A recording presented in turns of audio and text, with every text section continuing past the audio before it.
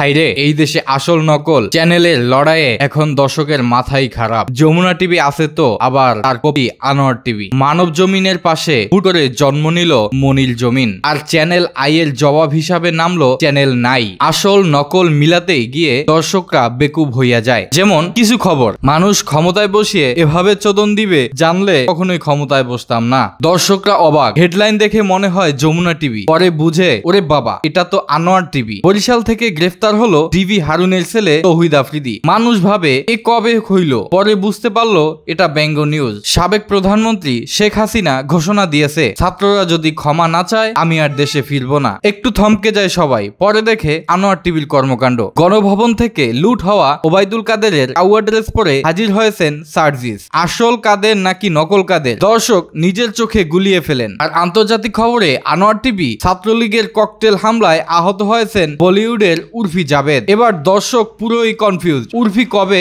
ঢাকায় আসলো? ভাইরে, এইসব নিউজ শুনে মানুষ প্রথমে থমকে যায়, পরে হেসে লুটুপুটি খায়, কারণ এটা কোনো আসল নিউজ না, সবই ব্যঙ্গ, সবই বিনোদন। তাই মনে রাখবেন, আসলটা হচ্ছে যমুনা টিভি, মানব জমিন আর চ্যানেল আই, আর নকল হচ্ছে আনোয়ার টিভি, মনির জমিন আর চ্যানেল নাই। সবাই শুধু বিনোদনের জন্য মজা করে দেখেন, সিরিয়াসলি নেবেন না। তবে ভাই একটা কথা মানতেই হবে, এইসব নকল চ্যানেলের নিউজ এখন এমন লেভেলে হয়ে গেছে যে মানুষ প্রথমে থমকে যায়, পরে বুঝতে পারে আহা এটা তো আবার ফটকাবাজি নিউজ।